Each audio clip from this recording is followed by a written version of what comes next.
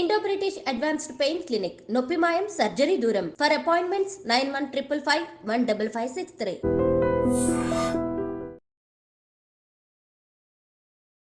Hello and welcome to The Point.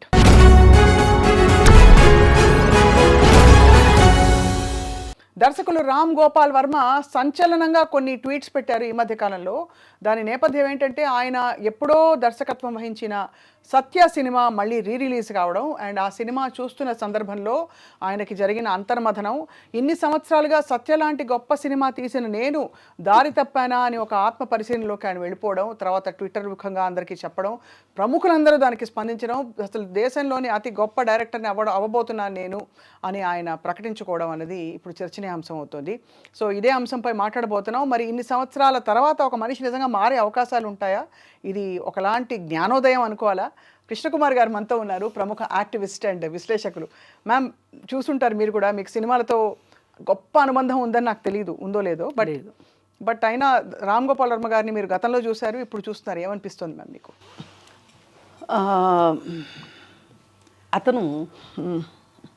అతనిలో ఇద్దరు మనుషులు ఉన్నారు, అందరిలోనూ ఉంటారు.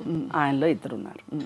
ఒక మనిషి ఏంటి అంటే, నేను ఇప్పుడు పాపులర్గా నా గురించి అందరూ మాట్లాడుకోవాలి అంటే నేనేం మాట్లాడాలి, నేను నా తెలివితోని నేను ఎలా ఉండాలి అనేది ఇంకొక మనిషి. ఇవి రెండు ఎప్పుడు డామినేట్ చేసుకుంటూ ఉంటాయి. సరే, ఒకప్పుడు సంగతి సత్య సినిమా. సత్య కంటే నా దృష్టిలో క్షణక్షణం గొప్ప సినిమా, గాయం గొప్ప సినిమా, అలా ఉన్నాయి కొన్ని సినిమాలు ఆయన. అయితే ఆ సినిమాలకి ఎందుకు ఈ మనిషి సర్కార్ ఒకటి గొప్ప సినిమా, నేను చూశాను సర్కార్, సత్య చూడలా. అయితే అలా తీయగలిగిన సత్తా ఉన్న వ్యక్తి ఇలా ఎందుకు, ఇలాంటి పిచ్చి సినిమాలు ఎందుకు తీశాడు అని మేము అంటుంటే ఆయన చెలించలా, ఒప్పుకోలా. నా ఇష్టం, నాకు ఇష్టమైంది నేను తీస్తా, మీకు ఇష్టమైతే చూడండి, లేకపోతే చస్తే చావండి, మూసీలో మునగండి అన్నట్టు మాట్లాడాడు ఆయన. ఏందాయన,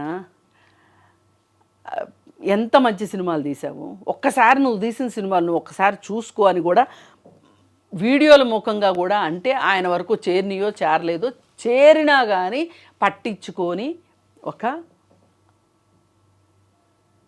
మామూలుగా అయితే మురుకులు అంటారు, లేదు అనుకుంటే ఆయన చుట్టూ ఒక దుర్భేద్యమైన ఒక కోటను కట్టేసుకుని ఆ కోటలో ఆయన ఉంటూ ఆయన ఆలోచించిందే కరెక్టు, ఆయన ఎవరినైతే కలుస్తున్నారో వాళ్ళే కరెక్టు, ఆయన ఏం చెప్తారో అదే కరెక్టు, ఆయన ఏం తింటారో అదే కరెక్టు, ఆయన ఏం తాగుతారో అదే కరెక్టు.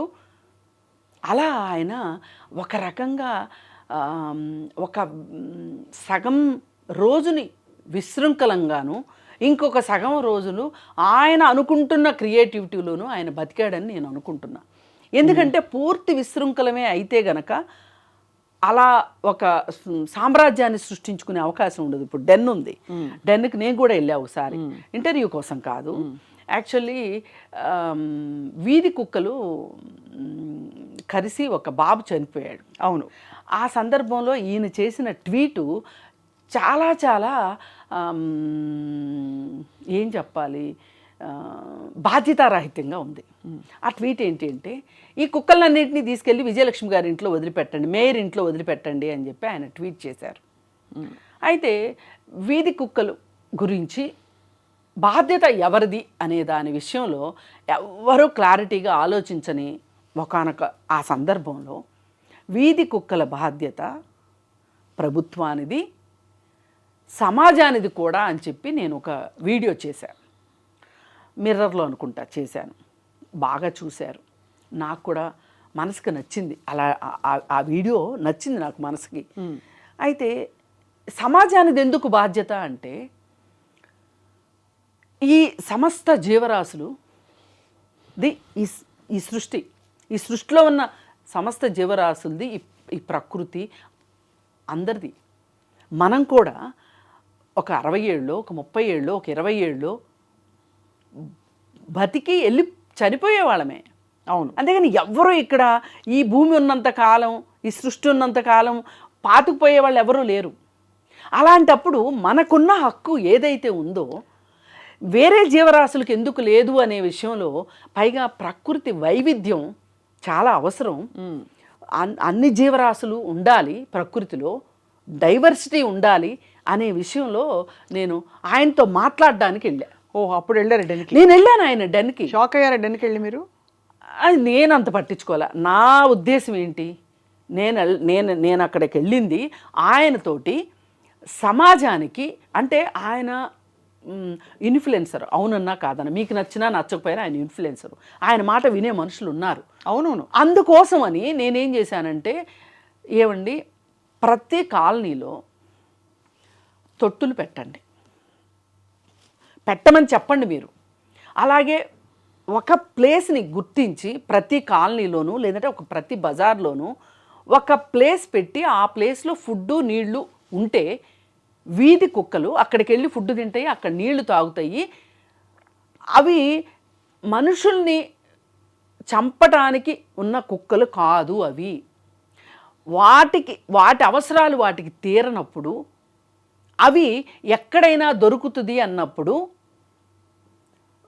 ఎగబడతాయి తప్పితే వాటి ఫుడ్ వాటికి ఇస్తే, ఒక్క మనిషి ఒక్కసారి ఫుడ్ పెట్టారంటే జీవితంలో మర్చిపోవు. ఒక్కసారి మన వాసనని చూసినవి అంటే అవి మర్చిపోవు జీవితకాలం. కొంచెం నిమిరినా కొంచెం నీళ్ళు ఇచ్చినా అవి హామ్ చెయ్యవు అసలు. అంటే మీరు అప్పుడు వెళ్ళడానికి ఉద్దేశం ఏంటి? ఆయనతో మాట్లాడి ఏమి సాధిద్దామని?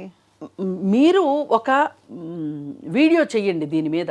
ఏమనంటే కుక్కలు కూడా మన సమాజంలో అంతర్భాగమే అని చేయమని అడగడానికి వెళ్ళాను.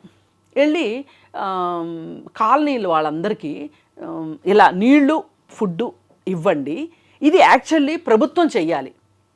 ప్రభుత్వం చెయ్యనప్పుడు, చెయ్యదలుచుకోనప్పుడు ప్రజలే స్వచ్ఛందంగా చెయ్యాలి అనే ఉద్దేశంతో నేను ప్రభుత్వాన్ని చేయించుదాం, దానికి టైం పడుతుంది. కానీ ఒక బజార్లో గవర్నమెంట్ నుంచి ఒక ఎంప్లాయీ వచ్చి ఫుడ్డు నీళ్లు ఇచ్చే లోపు ఆ రోడ్లో ఉన్న మనుషులు చేయడం చాలా ఈజీ కదా. ఇది చెప్పడానికి వెళ్ళినప్పుడు ఆయన ఎలా స్పందించారు? నేను తప్పకుండా చేస్తా అన్నారు కానీ చేశారని నేను అనుకోలేదు. అంటే మరి చేశారేమో, నేను అది గమనించలేదేమో. అయితే నేను అసలు వీధి కుక్కలు అలా ఎందుకు ప్రవర్తిస్తాయి అనే దానికి కూడా నేను ఆయనకి చెప్పాను. ఏమనంటే వేసవి కాలం నీళ్లు లేనప్పుడు అవి డీహైడ్రేట్ అవుతాయి. అవును, మనుషులు ఎలా అవుతారో కుక్కలు కూడా అవుతాయి. అయినప్పుడు వాటికి ఒక రకమైన మెంటల్ ఇంబ్యాలెన్స్ వస్తుంది. ఆ ఇంబ్యాలెన్స్లోనే అవి కరవటాలు అవి చేస్తాయి. పైగా ఒక పెద్ద వ్యక్తి ఒక ఫుడ్ ప్యాకెట్ పట్టుకెళ్తున్నాడు అనుకోండి, అతని వెంట ఒక కుక్క ఎప్పుడు పడదు. ఒక చిన్న బాబు ఆ రోజు ఫుడ్ తీసుకెళ్తున్నాడు, ఆ జరిగిన సంఘటన. అవును, ఇది అర్థమైంది. ఆ చిన్న బాబు మీదకి వెళ్ళింది. అందుకని నేనేమంటున్నానంటే వాటి కనీస అవసరాలు. ఓకే, ఇది అర్థమైంది. మీరు ట్వీట్ పెట్టడానికి వెళ్ళారు అక్కడికి అని వెళ్ళాను. వెళ్ళినప్పుడు డెన్ చూశాను, ఆయన మాట్లాడిన విధానం చూశాను. అందుకే ఆయనలో ఇద్దరు మనుషులు ఉన్నారని చెప్పాను. లేకపోతే నేను చెప్పేది ఎంత బాగా రిసీవ్ చేసుకున్నారో. అసలు మాకు టైం అయిపోతుంది, నాకు ఏదో వీడియో చేసే టైం అవుతుంది. నేను ఒక్కదాన్ని వెళ్ళాలి, ఇంకొక గ్రూప్గా వెళ్ళాం.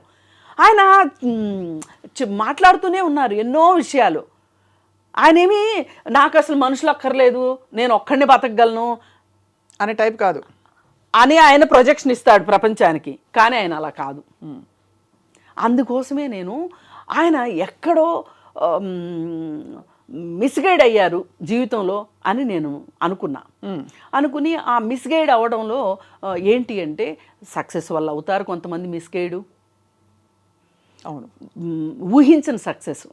ఒకరోజు ఆయన చెప్పింది ఏంటి, అన్నపూర్ణ స్టూడియోలో శివ సినిమాకి నేను డైరెక్టర్ని ఆ అవకాశం తీసుకుంటానికి ఆయన ఏమేమి చేశాడో, ఏమి జిమ్మిక్కులు చేశాడో కూడా చెప్పాడు. నాగార్జున గారు ఒప్పుకున్నారని వెంకట గారు ఒప్పుకున్నారని నాగార్జున గారికి. మార్కెటింగ్ ఇలాగే ఉంటుంది. నేను మార్కెటింగ్లో ఉన్నాను కదా, నేనేం చేస్తానంటే ఒకరికి చెప్తాను తీసుకోండి అని, ఆ తర్వాత ఇంకొకరి దగ్గరికి వెళ్తాను, వాళ్ళకి చెప్తాను, ఏం చెప్తానంటే వాళ్ళు తీసుకున్నారు, వీళ్ళకి చెప్తాను, వీళ్ళు తీసుకున్నారు. అది ఒక మార్కెటింగ్ టెక్నిక్. మనకి పని జరగాలి, మనమేమీ మోసం చేయట్లా. అక్కడ ప్రోడక్ట్ అమ్ముతున్నాం.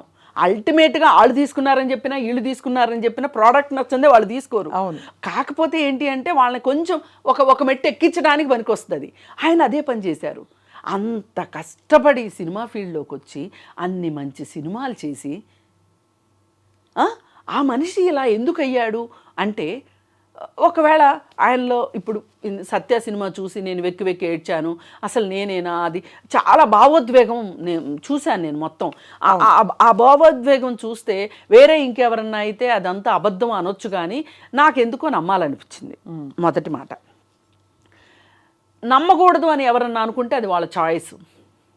ఇప్పుడు నేను ఒక గొప్ప విషయంతో పోలుస్తా ఈ విషయాన్ని. అశోకుడు ఉన్నారు, ఆయన కత్తి ఏ రోజు రక్తం ఎండల, అవును, యుద్ధాలు చేస్తూనే వెళ్ళారు, సామ్రాజ్యాలు జయిస్తూనే ఉన్నారు.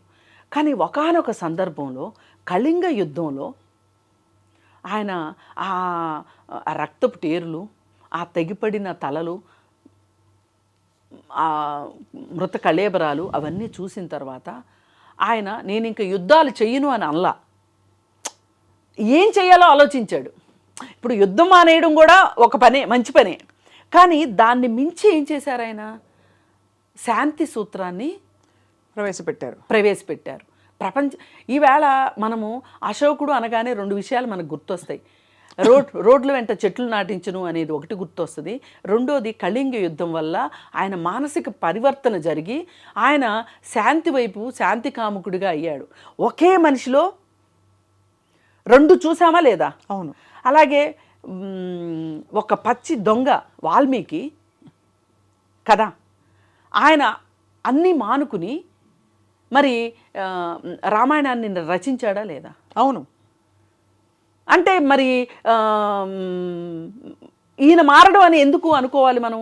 అంతే కదా. ఒక్కవేళ మారలేదు అనుకుందాం, మళ్ళీ అలాగే చచ్చు పుచ్చు సినిమాలు తీశారే అనుకుందాం, నాన్న పుల్లి కథ అవుతుంది, అంతకంటే ఏం కాదుగా.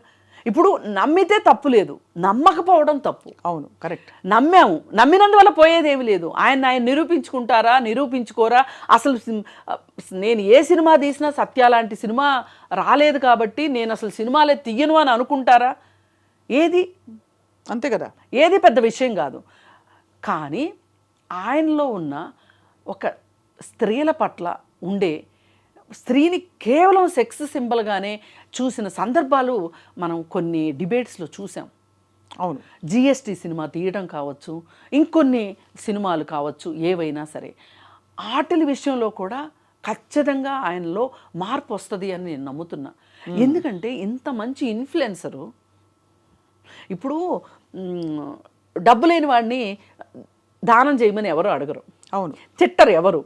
డబ్బున్నవాడు దానం చెబితే వీడికేం పోయేగా వచ్చింది అంటారు. అలాగే తెలివి ఉన్నవాడు తెలివి చూపించకపోతే ఆ తెలివిని ఏం చేసుకున్నాడు, దేవుడు నీకు ఇంత తెలివిచ్చింది ఎందుకు అంటారా లేదా? అంటారు. ఆయన దగ్గర ఒక సృజనాత్మకత ఉంది, ఒక సమయస్ఫూర్తి ఉంది, అలాగే నిజాయితీ కూడా ఉందండి. అది నేను అంటే నిజాయితీని ఏ కోణ నుంచి అంటే ఆయన ఎప్పుడు దాచుకుని పెద్ద మనిషిలా నేను ఉంటాను అని కనిపెట్టుకుని, చాలా మంది లాగా పెద్ద మనిషి ముసుగేసుకుని వెనకాల ఏదో పనులు చేసేవాళ్ళు చాలా మంది చూసుంటారు. మీరు కూడా చూసుంటారు కదా, మీరు కూడా మీ అపారమైన ఎక్స్పీరియన్స్ లో.